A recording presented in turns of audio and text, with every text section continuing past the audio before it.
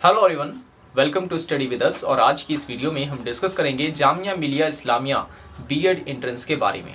मैं बताऊंगा कि कौन कौन सी एलिजिबिलिटी आपको चाहिए होती है, फीस कितनी होती है यहाँ पर, और जो है सिलेबस क्या होता है, और किस तरीके से जो है आप जामिया मिलिया इस्लामिया बीएड एंट्रेंस को ईजिली क्रैक कर पाएंगे। क्योंकि मैंने डीयू का, जामिया मिलिया इस्लामिया और आईपी तीनों के एंट्रेंस जो हैं क्लियर किए हैं, तो मैं आपको जो है स्ट्रेटजी बताऊंगा कि आप किस तरीके से जो है जामिया मिलिया इस्लामिया के बीएड को क्रैक करेंगे। ठीक है, तो ये पर्टिकुलर वीडियो सिर्फ और सिर्फ जामिया मिलिया इस्लामिया बीएड के लिए है। ठीक है, तो अगर हम बात करें जामिया मिलिया इस्लामिया के बीएड की, तो इसमें जो टोटल सीट्स हैं बीएड जनरल के लिए वो है 200 यानी कि 200, और बीएड स्पेशल की अगर हम बात करें तो इसमें है 300 सीटें। ठीक है, और कंपटीशन जो है ये ऑल इंडिया कंपटीशन होता है, सभी राज्यों से जो है इसमें फॉर्म भरे जाते हैं और बहुत ही टफ कंपटीशन इसमें देखने को मिलता है। पहले जो होता था इसका एंट्रेंस जो होता था वो इंग्लिश में हुआ करता था। ठीक है, तो अब हुआ ये है कि चेंजेस ये किया गया है इसमें कि अब एंट्रेंस जो होते हैं वो इंग्लिश, उर्दू और हिंदी तीनों ही मीडियम्स में लिए जाते हैं। तो अगर आप जामिया मिलिया इस्लामिया कि बीएड का एंट्रेंस देना चाहते हैं तो सबसे पहले आपको जो है एलिजिबिलिटी जो होती है वो पूरी करनी पड़ेगी। आपने ग्रेजुएशन की होनी चाहिए। ठीक है, पहली बात आपने ग्रेजुएशन की होनी चाहिए, और ग्रेजुएशन में जो है आपके 50% से, ठीक है, 50% से एबव मार्क्स होने चाहिए। ठीक है, तो ये चीज़ तो एलिजिबिलिटी रही। ठीक है, और नेक्स्ट जो चीज़ है वो ये कि फ़ीस की अगर मैं बात करूँ, इसमें फ़ीस क्या क्राइटेरिया क्या रहता है, तो फीस जो है बीएड जनरल के लिए अभी की अगर मैं बात करूं तो अभी जो फीस चल रही है वो 9 से 10 हज़ार रुपये फीस है। ठीक है, 9 से 10 हज़ार रुपये फीस है इसकी, ईयरली में बता रहा हूँ इसमें। ठीक है, एग्ज़ाम पैटर्न की मैं बात करूं, एग्ज़ाम पैटर्न बिल्कुल चेंज नहीं हुआ है, एग्ज़ाम पैटर्न बिल्कुल वही है। 200 मार्क्स टोटल होते हैं इसमें। ठीक है, एंट्रेंस में, जिसमें से 170 मार्क्स का आपका जो है रिटन एग्ज़ाम होता है और 30 मार्क्स का आपका जो है इंटरव्यू होता है। पहले नेगेटिव मार्किंग नहीं थी, अब जो है इसमें नेगेटिव मार्किंग कर दी है 0.25 की। 0.25 का मतलब ये हो गया कि अगर आपने जो है 4 क्वेश्चंस गलत कर दिए हैं तो आपका एक जो सही क्वेश्चन होगा वो भी गलत कर दिया जाता है। ठीक है, तो नेगेटिव मार्किंग होती है इसमें, ये चीज़ आपको याद रखनी है। ठीक है, और अगर हम बात करें इसमें मीडियम, तो मैंने आपको बता दिया कि मीडियम जो है 3 मीडियम में इसका एग्ज़ाम होता है, इंग्लिश मीडियम, हिंदी मीडियम और उर्दू मीडियम। तो मीडियम में जो है आपको इसमें किसी प्रकार की कोई प्रॉब्लम देखने को नहीं मिलेगी। और अगर बात करें सिलेबस की, तो सिलेबस जो है इसका काफ़ी इजी होता है as compare to other exam. ठीक है, अगर आप डीयू के एंट्रेंस की बात करें और आईपी के एंट्रेंस की बात करें तो इसका जो जामिया मिलिया का एंट्रेंस है बीएड का वो काफ़ी ईजी होता है। ठीक है, तो मैं बता देता हूँ इसमें टॉपिक कौन कौन से आते हैं, क्योंकि मेरे पास ये प्रीवियस ईयर के क्वेश्चन पेपर हैं जो हमने दिए थे।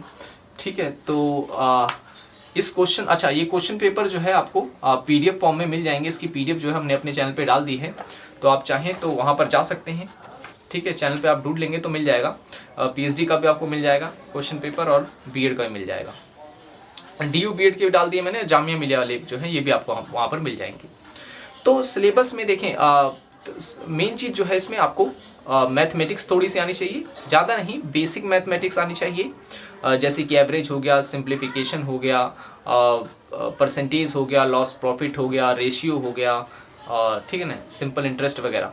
अगर ये चीज़ आपको अगर आती है, मैं ये नहीं कह रहा कि एडवांस लेवल की, आपको बेसिक भी आती है, तो आपका जो है ये टॉपिक अच्छे से कवर हो जाएगा। टीचिंग एप्टीट्यूड की आपको तैयारी करनी पड़ेगी। ठीक है, टीचिंग एप्टीट्यूड, एडवांस लेवल की टीचिंग एप्टीट्यूड नहीं पढ़नी है आपको। ठीक है, आप कोई सीटेट या नेट देने नहीं जा रहे हैं, आपको बस बेसिक क्वेश्चंस पूछे जाते हैं इसमें, तो बेसिक ही आपको आना चाहिए।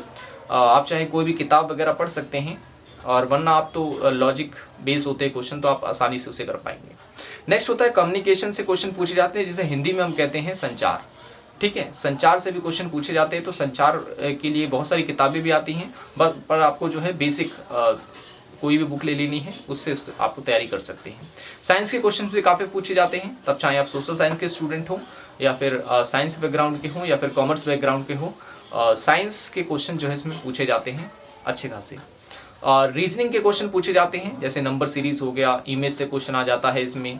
ठीक है, एनालॉगी आ जाती है इसमें, और इस तरीके के क्वेश्चन जो है रीजनिंग से आते हैं, तो रीजनिंग पे आपको अच्छे से आनी चाहिए। और करंट अफेयर से क्वेश्चंस काफ़ी आते हैं। इस बार लगभग 12 क्वेश्चन जो थे वो करंट अफेयर से पूछे गए थे। ठीक है, तो करंट अफेयर जो है आपको अच्छे से कर लेनी है। पिछले 8 महीने के करंट अफेयर आपको आने चाहिए। ठीक है, और उसके बाद पॉलिटी से भी इसमें सवाल पूछे जाते हैं, तो पॉलिटी पे भी जो है आपका कंसेप्ट अच्छे से क्लियर होना चाहिए। पॉलिटी पे आप ज़रूर ध्यान दें, क्योंकि इसमें लगभग 7 क्वेश्चन जो हैं पॉलिटी के पूछे गए थे पिछले एग्जाम में। तो आप किसी भी एग्जाम की अगर आप तैयारी करें, मैं सिर्फ बीएड की बात नहीं कर रहा हूँ, आप किसी भी एग्जाम की तैयारी करें तो सबसे पहले जो है आप प्रीवियस ईयर के क्वेश्चंस को जरूर देखें। ठीक है, अब पिछले 5 से 6 साल के क्वेश्चन पेपर अगर आप देख लेंगे तो आपको इससे जो है अनुमान लग जाएगा कि इस तरह के क्वेश्चन जो हैं एग्जाम में पूछे जा रहे हैं। तो मैंने अभी जो आपको बताया वो इन्हीं को एनालिसिस किया था मैंने, बहुत ही अच्छी तरीके से मैंने देखा कि किस किस टाइप के क्वेश्चन जो है इसमें पूछे गए हैं। ठीक है, और जो है आगे किस किस टाइप के क्वेश्चंस को पूछा जा सकता है, क्योंकि कंपटीशन इसमें काफ़ी ज़्यादा होता है, तो जो क्वेश्चन का लेवल है वो धीरे धीरे जो है इसमें बढ़ाया जा रहा है। ठीक है, बढ़ाया जा रहा है, तो आप चाहें तो इस तरीके से कर सकते हैं। अब कई स्टूडेंट्स क्वेश्चन पूछ रहे थे कि बीएड होती कितने साल की है।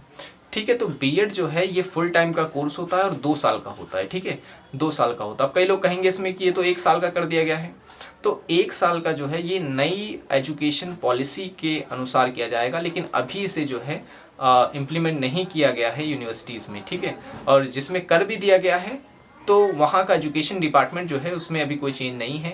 कहा ही जा रहा है कि 2030 तक समथिंग ये कुछ ऐसा किया जाएगा कि जो इसे इंटीग्रेटेड कर दिया जाएगा। इंटीग्रेटेड का मतलब ये हो गया कि आफ्टर 12th जो है आप इसमें एडमिशन लेंगे और लगभग 4 साल तक आप जो है बीएड करेंगे आप इसमें। ठीक है, इंटीग्रेटेड हो जाएगा ये। और जिसने अगर मास्टर्स कर रखी है, एमए कर रखी है, तो उसके लिए बीएड जो होगा वो 1 साल का कर दिया जाएगा। ठीक है, और बीएड से रिलेटेड अगर कोई और अपडेट आएगी तो वो तो मैं आपको बताऊंगा ही बताऊंगा। अच्छा, जामिया मिलिया इस्लामिया के बीएड के लिए बुक कौन सी लें, बुक के बारे में मैं आपको कोई पर्टिकुलर किताब नहीं बताऊंगा। ठीक है, क्योंकि किताब में क्योंकि किताब का साइज़ आप देख सकते हैं ज़्यादा कितना मोटा होता है, तो उसमें सारे टॉपिक्स जो हैं वो अच्छे से नहीं बताए गए होते हैं। ठीक है, और कुछ टॉपिक्स को छोड़ भी दिया जाता है। तो हाँ, अगर आप चाहते हैं कि एग्ज़ाम का पैटर्न समझना तो आप बुक्स ले सकते हैं, लेकिन अगर आप नॉर्मली तैयारी करना चाहते हैं, क्योंकि मैंने कोई किताब वगैरह नहीं खरीदी थी जामिया एंट्रेंस के लिए, चाहे ड्यू एंट्रेंस के लिए, किसी के लिए कोई किताब नहीं खरीदी थी। सिलेबस देखा और उसकी पर्टिकुलर बुक्स जो होती है वो नॉर्मली सबके घर पाई जाती है, क्योंकि लोग एसएससी वगैरह वनडे एग्ज़ाम की तैयारी करते ही रहते हैं। तो वनडे एग्ज़ाम की तैयारी जो आप करते हैं बस वही है।